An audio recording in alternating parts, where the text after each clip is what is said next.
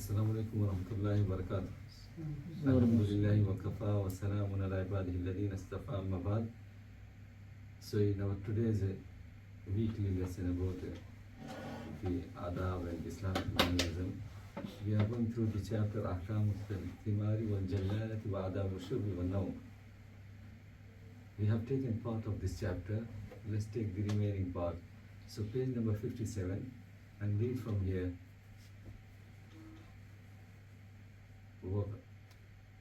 ويكره نوم المرء من قبل غسله من الدهن والألبان للفم ويده وكل طيبا أو ضده والبس الذي تلاقيه من هل ولا تتقيدي.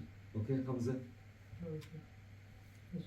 ويكره نوم المرء من قبل غسله من الدهن والألبان للفم واليد وكل طيبا أو ضده والبس الذي تلاقيه منه من حل ولا تتقيدي وما عفته فاتركه غير معنف ولا عائب رزقا وبالشارع اقتدي ولا تشربا من في السقاء والحلبة الإناء والذرن فيه ومصل. Okay, that's it. Let's start. Okay, so this chapter is what we say, picking the fruit or plucking the fruits and the ruling related to the animals that get used to eat something filthy, halal animals, and the Adab al-Shurbi wal-Nawm, etiquettes of drinking and sleep. So now he's talking about the etiquettes of drinking. So he said, وَيُكْرَهُ نَوْمُ الْمَرْءِ مِنْ قَبْلِ غَسْلِهِ مِنَ الدُّهْنِ وَالْأَلْبَانِ لِلْفَمِ وَالْيَدِ. He's saying it is disliked to sleep before washing your face and rinsing your mouth, especially after you have eaten something مِنَ الدُّهْنِ, something that contains fat, or alban, or after drinking milk, because the smell will remain in your hand and in your mouth, and especially those hot countries where the lizards and the other insects are in abundance. Sometimes, yes, they may get the smell and come and start licking your hand, or sometimes even your nose will your lips or so. So it's not good. So that's what he's saying. It is disliked to go on the bed and sleep before washing your hand and your mouth. So that's why it is good to brush your teeth as well and wash your hands, especially in those hot countries. وَكُلْ طَيِّبًا أَوْ ضِدَّهُ. Pay attention to what he's saying. He's saying eat something طَيِّبًا أَوْ ضِدَّهُ.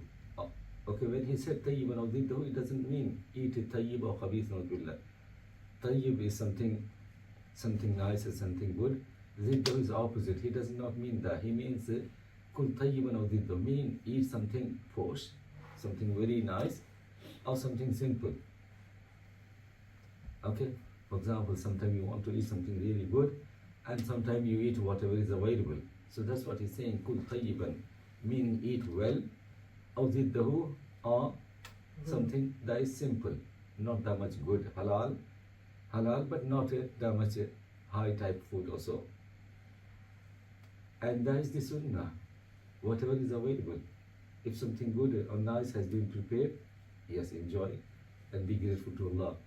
And if something nice is not something simple has been prepared, no meat or chicken or mutton or beef or something, still eat it and don't get upset.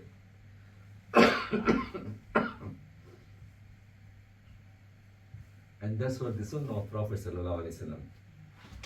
He ate honey, he ate meat, he ate halwa, and he ate simple things, and sometimes nothing was available, he fasted.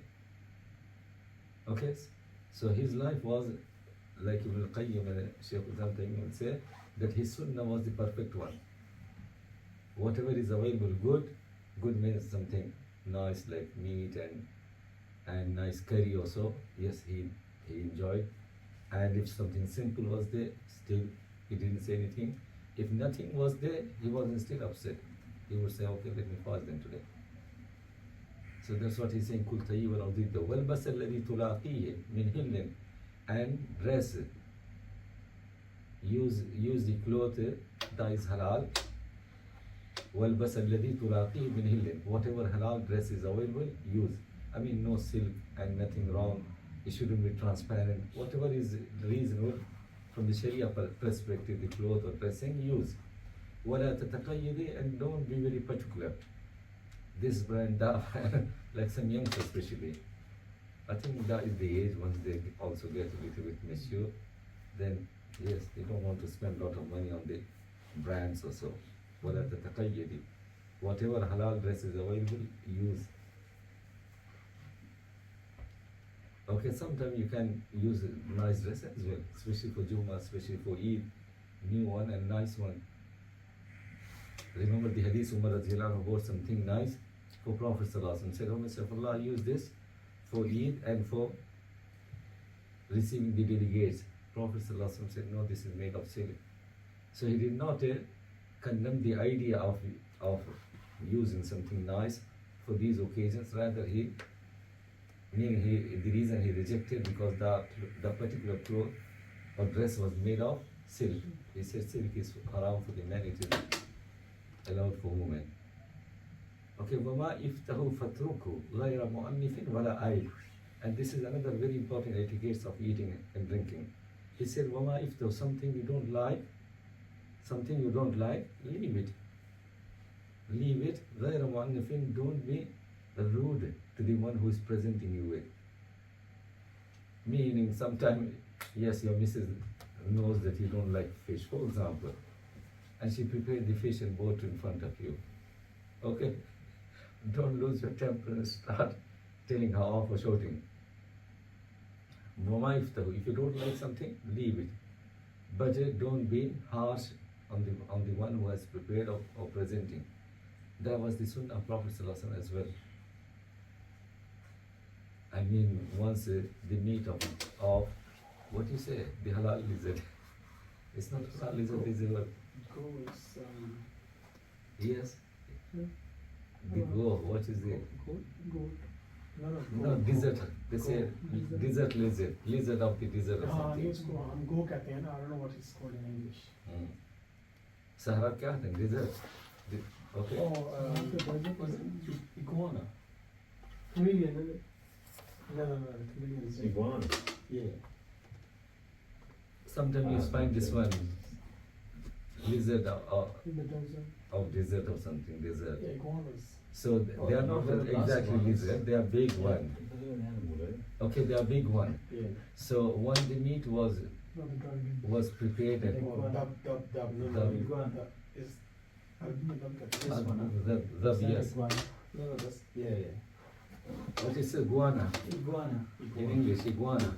Okay, the meat of iguana is halal and was presented to Prophet ﷺ when he was with a number of other companions. He said, he didn't say anything, he said it's halal, but I find hard to eat. And the other companion, Khalid or someone, ate it in front of him. He didn't say anything because it's halal. You don't like it, other people may enjoy. So don't say anything wrong if something you don't like, it was given to you. Wala aibin, and don't try to find fault in the food. Okay, subhanallah, here as well, Prophet sallallahu sunnah our Rasulullah sallallahu he never mentioned the faults of a food, never ever. If he liked something, he ate. If he didn't, he refrained. That's it. And what happens if you start finding fault, or if you start saying something wrong about the thing that you don't like? There may be other people like. One of my uncle, he doesn't want fish. Okay, doesn't like fish. But if you start saying bad about it, and there are other people on the same table, they may like and enjoy. Okay, we'll be sharing today and follow the sunnah of Prophet ﷺ in this regard. وَلَا تَشْرَبَنَّ مِنْ في السقاء وثلمة الإناء والذرن فيه ومسا تزردي. Okay, so he mentioned 4 rulings. He said, لا تشربن من في السقاء. Don't drink from the from the opening of the mouth you say opening of the mouth, top of a pot. For example, this is a pot, and here is the mouth also. So don't drink from there directly. What happened? Why don't drink directly from the mouth of the big pot also? It's not good, especially in those hot countries. Sometimes snake and other insects, because they also like the coolness and like the water. So sometimes they may what we say, creep into it. So it is better to pour water into the jug or so, or cup, and then drink, or glass, and drink from there. And then the other rule he said was matilina. I mean, what he's trying to say that if a bowl or a cup or glass is broken, let's say this on top, something has broken. He said, don't drink, don't put your lips there. Why? Sometimes it can be sharp as well. And sometimes what happens? The area may be wobbly along with the water. If other piece goes into your mouth and your stomach, it will cause harm to you. Wasurmatul ina, mean whenever there is a break or some, yes, it is break, crack or something, don't drink from there. One zurun nafi, and before drinking, look into the vessel. Look into the vessel. You have put water in the cup or jug or something, even though it can be what we say cover or lid you have put, but sometimes these small animals and insects, they get into it. So he's saying before drinking, look into it, the water is clean before you use, especially in those hot countries, which is very common. وَمَسًّا تَزَرَّدِ. And the third ruling he's mentioning, he's saying وَمَسًّا تَزَرَّدِ, drink while sucking the water. Is that clear? I mean, take some water, suck, and then take into it. It's not like you open a mouth and you take inside. Why it is wrong? وَمَسًّا تَزَرَّدِ. Scholars have mentioned many benefits. They say when you take a little bit water, suck and take into it, yes, you feel more satisfied, and thirst is gone. And if you don't do that and just open the mouth and the water is just going inside, you may take in a greater quantity and still you may feel thirsty. And it is harmful as well. I mean, this is a vessel or something, and all of a sudden you put a great quantity of water, you may feel pain, or it may cause harm to the liver and to the other parts. And there are some hadiths in which Prophet ﷺ said, don't drink like a camel does. What camel does? Because they drink a lot of water and they store it for a week or so. Once they put their mouth, they don't take it out unless they have taken what they have. So Prophet ﷺ said, don't drink like camel. And it is coming in the next line. وَنَحْيَ الْإِنَاءَ فِيكَ وَاشْرُبْ ثَلَاثَةً. And when you are drinking, drink in three breaths or three phases. Don't drink all in one.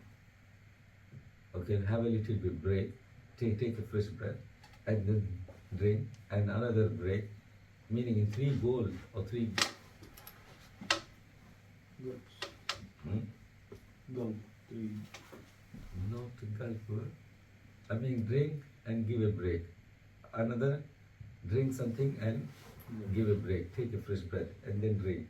So in three different stages, drink the water. And when you are taking a fresh breath, okay, move the cup or move your face the other side. Is that clear now? You're drinking from the water, so you're not breathing in. Either move the cup other side or move your face and take a fresh breath. What happens if you do some water or some drop of your mouth may get into the water in the cup from where you're drinking, and you may despise it for yourself, let alone other people. وَنَحْيِ الْإِنَاءَ فِيكَ وَاشْرَبْ ثَلَاثَةً هُوَ أَهْنَى وَأَمْرَى ثُمَّ أَرْوَى لِمَنْ سَدِي. He's saying drinking water in three different breaths is more satisfying and more better and more healthy as well. For example, you're drinking in one go, sometimes yes, it causes harm and pain in the area. So take your time, drink into three different stages. Okay, وأخذ وإيتاء وأكل وشربة بيسراه فقره ومتكئا زدي. وأخذ وإيتاء. Who are missing? Mujahid is not here. مجاهد كيزا. Okay, Kaisar and Mustafa found somewhere. Someone is saying, let's focus on Mujahid. Oh no, Kaisar is here. Okay, وأخذ وإيتاء وأكل وشربة. Taking and giving. Akhl means taking something, giving something. And eating and drinking. بيسراه with left hand. فقراه meaning it is disliked. Eating or drinking or holding something or giving something, use your right hand to take and give and to eat and drink. And if someone is doing with his left, fakrahu, it is strictly what we say, prohibited. Not necessarily whenever love's makruh is used, it doesn't mean disliked only. Sometimes they use this word to mean haram. So eating with left hand is haram for no reason. Drinking is same because Prophet ﷺ said this is what Shaitan does. Maybe giving and taking, yes, with your left hand can be disliked, but eating and drinking with left hand is strictly prohibited, haram, unless you have some reason. Okay, وَمُتَّكِئًا زِدِي. And eating and drinking while you are reclining or leaning, he said that's also not good. Meaning add to the karaha at this point as well. وَيُكْرَهُ بِالْيُمْنَى مُبَاشَرَةُ الْأَذَى. And it is disliked to use the right hand, مُبَاشَرَةُ الْأَذَى, to clean something dirt or some dirty work. Don't use right hand. And this hadith, Prophet ﷺ said, when you go to istinja, meaning for urinating or something, don't hold your private parts with your right hand. If there is a need, use left hand. Pour water with your right, but cleanliness needs to be done with the left hand. وَيُكْرَهُ بِالْيُمْنَى مُبَاشَرَةُ الْأَذَى وَأَوْسَاخِهِ مَا نَثْرِ مَا أَنْفِهِ الرَّدِي. Meaning, yes, anything that is dirty, if you want to remove or clean, don't use right hand, let it. Someone use his left hand. وَنَثْرِ مَا أَنْفِهِ. In the same way, if you're cleaning your nose, in your nostrils, especially when you're taking in wudu, you take with right hand and use your left hand to blow the water that you have taken. So that's the rules apply for wudu, and in normal situation as well. If you want to clean your nose, use your left hand. Sometimes do we use your right hand? Okay, if someone is using no good, just him use his left to blow your nose or something.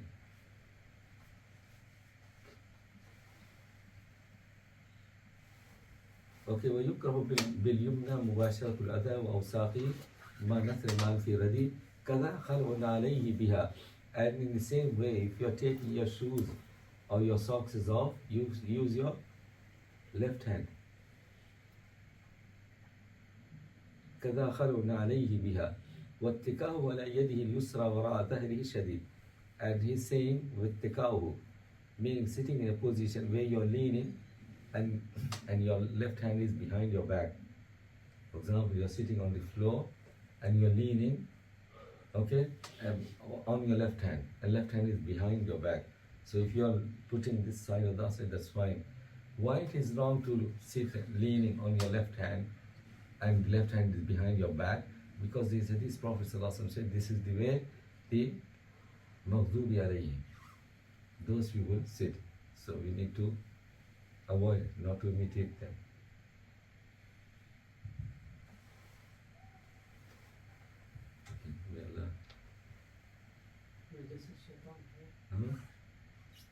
جلسة الشيطان ما أدري جلسة المغضوب عليهم الذي أذكر.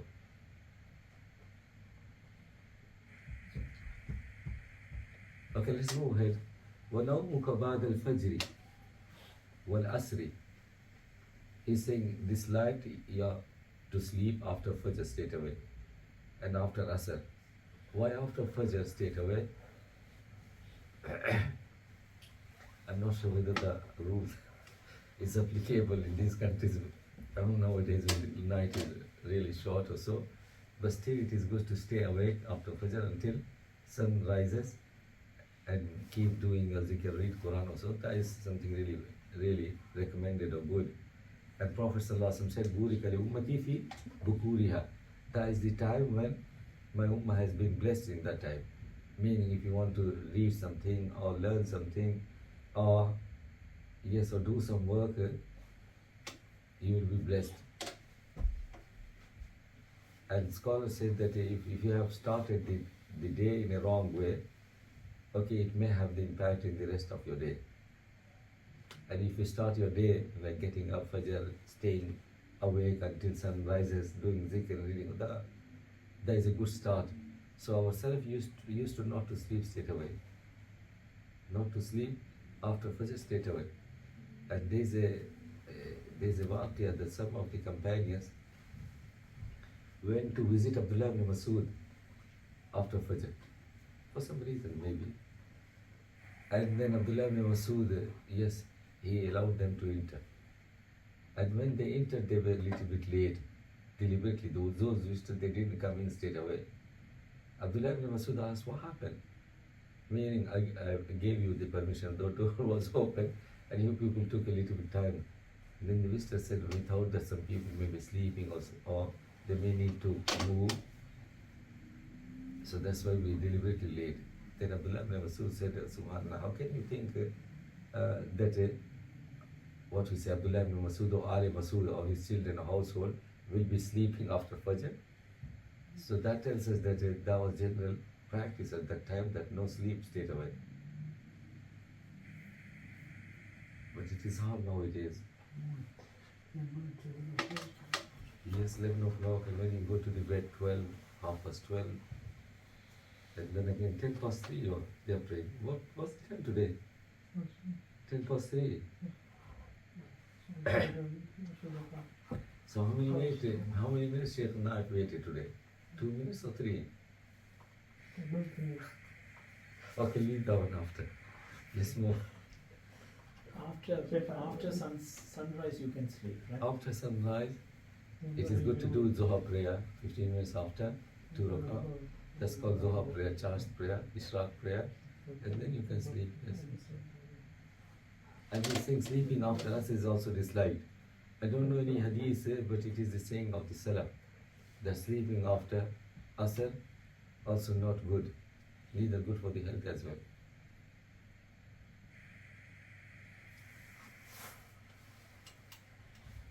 Awara kafaka, and then he's saying sleeping on your back. Okay, sleeping on your back. He said this is disliked. Okay, maybe not strictly disliked, this type of sleeping. Sometimes we do sleep on our back. Sometimes, I mean, it's good to go on your right, but yes, during the sleep, sometimes you change it. But it's not strictly disliked, sleeping on your back straight. وَرَفُوا رِجْلِ فَوْقَ أُخْتِهَا, and putting one leg over the other. For example, yes, like me doing or Rashid doing, we are sitting, if you are doing in position when you are sleeping, so it is disliked, especially on those days when people used to have, what we say, izar. Okay, not saravir, izar, tahmar. Izar, you know izar? Toti. Hmm? Toti. Yeah, dhoti or izar. Because if you are sleeping that way, your private parts may get exposed. So that's why it has been prohibited or disliked. Okay, what about sleeping on your stomach? That is bad.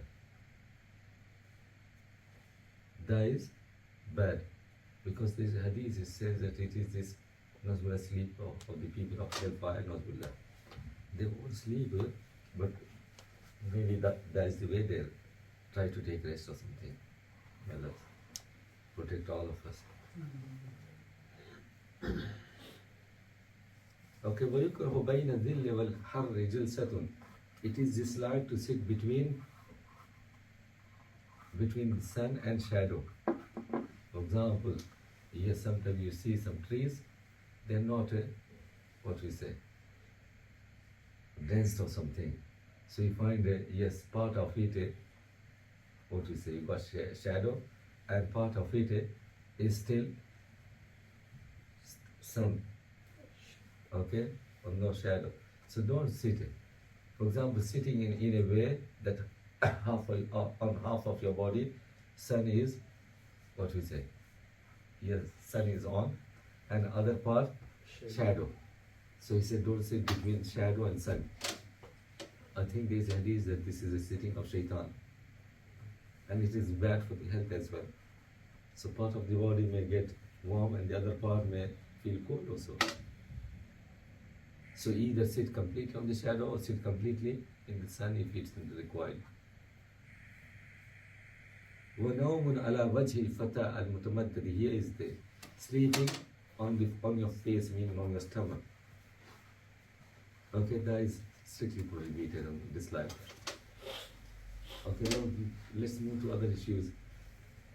وَقَتْلُكَ هَيَّاتِ الْبُيُوتِ وَلَمْ تَقُلْ ثَلَاثًا لَهُ الْهَبْ سَالِمٌ غَيْرَ مُعْتَدٍ. He's saying your killing to the snakes of the house is also disliked if you haven't warned them for 3, meaning first warn them 3 times or 3 days, within 3 days they say. Warn them for 3 days, then if it disappears, that's fine, otherwise thereafter you kill. Okay, what he's saying, Hayatul Buyut, meaning the snakes that can be found in the house. Okay, sometimes jinn can come in the form of snake. But there's exception coming. Certain snakes can be killed everywhere, even if they are in home, like cobra. For example, the one which got 2 marks behind this. That is a cobra, isn't it? And the other snake is coming that they can be killed in the home as well. It's a particular type of snake, I don't know what it's called, which has got a small, what we say, tail. Generally speaking, this. Rattlesnake. How do you say? Rattlesnake. Rattlesnake. Well, it's another. I mean the snake, generally speaking, a long one, and it goes. Yes, and it moves the tails as well. It's a relatively short one. So that is coming exception, that even if you find these 2 type of snakes in the house, kill them. But the other one, I don't know, in India I was there when I was learning in the madrasa. They used to know that this is not a poisonous snake. Okay, by looking they can, those village people would say this is not, and they can hold sometime. They say it doesn't bite and neither it is poisonous. Okay, what it means warn? How do you warn the snakes? Meaning other than those 2, if you find a snake in your home, warn them. Say that, look, I'm giving you warning. If your jinn or something disappear, otherwise after 3 I will going to kill you. So if second day, third, after 3 days again it appears, then kill, because you have fulfilled your responsibility. You have warned. And if it is jinn, then it will learn its lesson and will disappear, won't come. It may be the normal snake as well, especially in the villages. Those people don't give any indar or something. They kill straight away. Because what is known that they are normal snake, because it is open everywhere. In the villages it is open. Now the farms and the lands and the trees are all over. After you warn it, would you just go to bed and leave it there? Huh? Do you just warn it and then go to sleep and you know it's there? How are you going to get to sleep? Yes, it I'm calling somebody. is. I mean, I'm leaving the yard. Forget telling that to it is there, but what if it is jinn? If you kill the jinn, it will kill you back. Like it happened during the time of Prophet Sallallahu Alaihi Wasallam. A couple were married newly, and the lady was standing outside the home. The husband came and he got upset. How are you standing outside? She said, there is a big snake inside. What do you expect from me? Meaning he got annoyed that without hijab or why you are outside. She said, there is a snake inside. And when the young man came, he saw the snake and he was holding sword. He attacked straight away. So the snake was killed, and then the snake, what we say, wrapped the guy or the companion, and the companion also got killed. And the hadith said, we don't know which was first to die, whether the snake or. And Prophet ﷺ said, don't kill the snakes of the house unless you warn them. I have to make sure 3 times you warn or 3 days. What coming to mind is 3 days. You check in Islam QL later. Okay, so قتل كهيئات البيوت ولم تكن ثلاث أو سالم غير معتدي. Don't kill them straight away. Warning, except for these 2 snakes. Which 2 snakes? وَذَتْ تُفْتَيْنِ وَأُقْتُلْ, meaning the snake that got 2 mouths behind. I think this is the cobra referring to. That one can be killed straight away. وَأَبْتَرْ, and what do you say, Rattlesnake. rattlesnake. وَمَا بَعْدَ إِذَانٍ يُرَى أَوْ بِفَتْفَدِ, and kill other snakes that appears after warning. After warning, after 3 days still appears, then they're normal snake, kill them. أَوْ بِفَتْفَدِ, are the snakes that you find outside, like in garden, or in a land, or in a desert, or in a hilly area. So straight away kill. Don't say it can be a jinn also. So the warning is related to the house one. وَيُكْرَهُ نَوْمٌ فَوْقَ سَطْحٍ وَلَمْ يُهَدْ. Okay, this is also good advice. He's saying it is disliked to sleep over a roof that hasn't got boundaries. Okay, back in those days, now people are a little bit rich, even in the villages.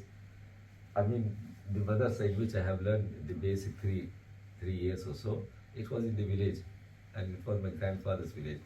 So people used to have roof without boundaries. And during the summer they would go and sleep.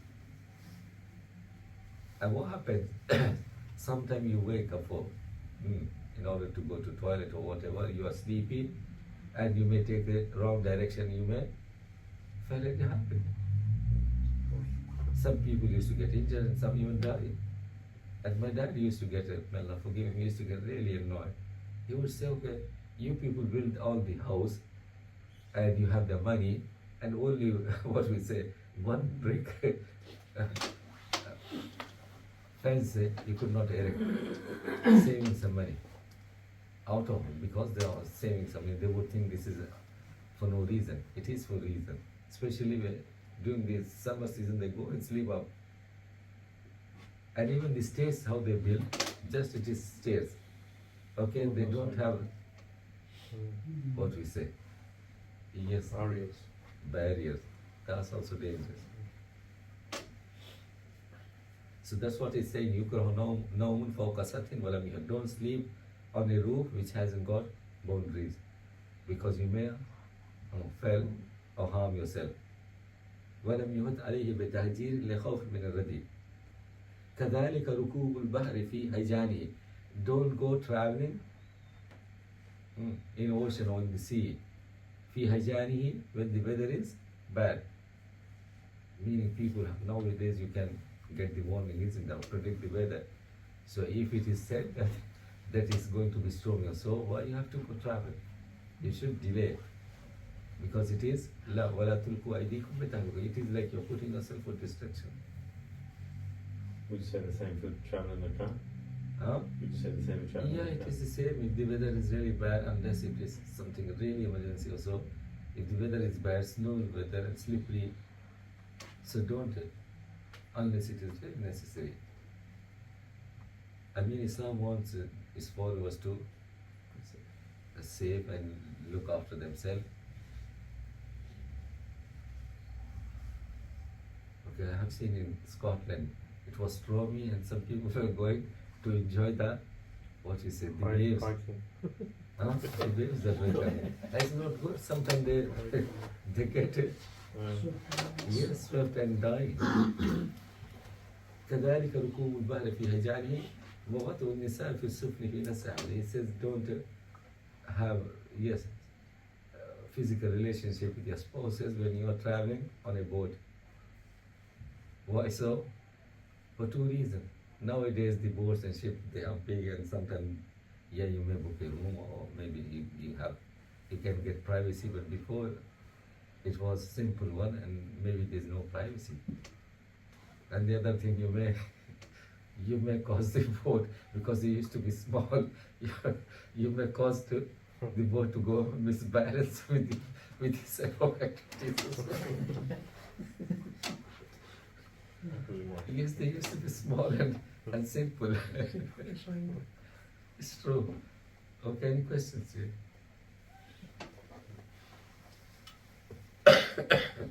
I mean, for two reasons here. The main reason is the privacy, and also, especially the boat is that's a small and not wide one, so it may get disbalanced.